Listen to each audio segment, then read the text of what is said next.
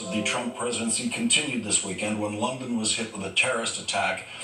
And of course, the President of the United States then attacked the mayor of London. Of course, President Trump attacked the mayor because his name is Sadiq Kahn. He's London's first Muslim mayor.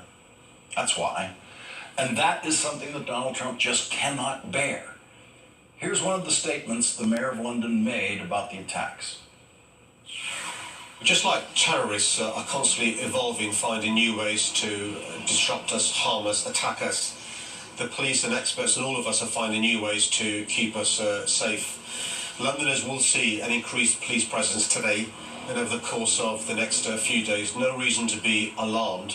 One of the things the police and all of us need to do is make sure we're as safe as we possibly can be. And here is what the sick, hateful bigot living in the White House tweeted. At least 7 dead and 48 wounded in terror attack, and Mayor of London says there is no reason to be alarmed.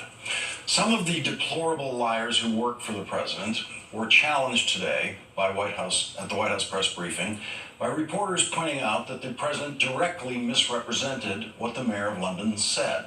Sarah Huckabee Sanders was the one who had the honor of disgracing herself at the press briefing today by her defense of the indefensible. She mouthed a line of gibberish that's unworthy of our attention on this program. Today, Politico magazine reported that the chaos of speechwriting and policymaking came together to deliver a big surprise to the president's foreign policy team when he delivered his NATO speech that did not include language that those people fought for within the administration for reaffirming the collective defense mission of NATO. 5 sources told Politico magazine National Security Advisor H.R. Mcmaster, Defense Secretary James Mattis, and Secretary of State Rex Tillerson worked with Trump for weeks on the speech to make sure that the language was included. They found out that the language was deleted only when the president delivered the speech. It is worth hearing how H.R. Mcmaster defended the president's speech now that we know that he fought for the language that was deleted from the speech. And when you consider that H.R. Mcmaster is supposed to be one of the adults in the White House who will lead the president in the right direction, but apparently he is now one of the people in the White House whose job description also includes defending the indefensible. Everybody else says it. The Vice President says it. So it's something that presidents, vice presidents, senior officials, U.S. officials always say. So he made a decision not to say it. What should people read? He did not make a decision not to say it. In the speech, he talked about Article 5 having been invoked on after the attacks on brutal attacks on the United States, mass murder attacks on the United States. So it was implicit in the speech. If it wasn't explicit in the speech, there was no reason for that, and there was no decision to not put it in there. More on the chaos presidency next. We will not be quiet. This guy's behavior doesn't make any sense. We will not. And we're joined now by former Navy Admiral James Stavridis, former NATO Supreme Allied Commander in Europe and an MSNBC Chief International Security and Diplomacy Analyst. He's the author of the new book, Sea Power. Admiral, I want to get your reaction to, first of all, the NATO speech and the president's apparently deliberate deletion of any reference to collective security, really, coupled with H.R. Mcmaster's kind of forced defense of that omission. Yeah. First, it was very sad to watch the President of the United States miss an opportunity to put his hands around the best pool of partners we will ever have. What is the line that should have been there? He should have said the United States stands with the NATO countries the way the NATO nations stood with us at 9/11. He was standing in front of a piece of the World Trade Center, the World Trade Towers here in New York. So a missed opportunity. Also a message to Russia that it's okay to kind of lean in on NATO.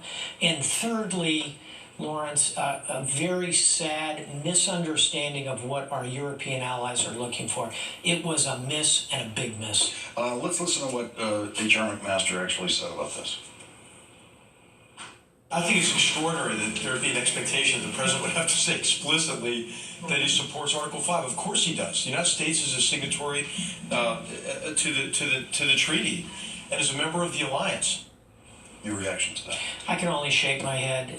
It would break my heart to have to go out and perform that kind of kabuki dance to try and explain an enormous miss like not standing up for Article 5.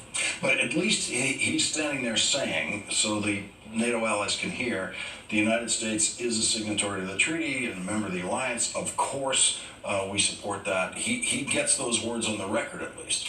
He does, but he's not the president of the United States. He's the national security advisor. He's not even confirmed by the Senate. So for the president to miss that speaks volumes about how he, unfortunately, evidently, really feels about NATO. And that's a mistake. As I talk about in the book Sea Power, it's about building alliances globally. We'll never have a better pool of partners than NATO. We got to press them on spending more on defense. That's legitimate.